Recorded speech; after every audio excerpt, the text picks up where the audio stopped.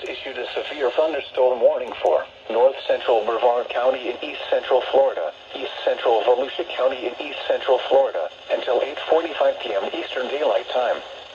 At 7:53 p.m. Eastern Daylight Time, a severe thunderstorm was located over Oak Hill, moving southeast at 50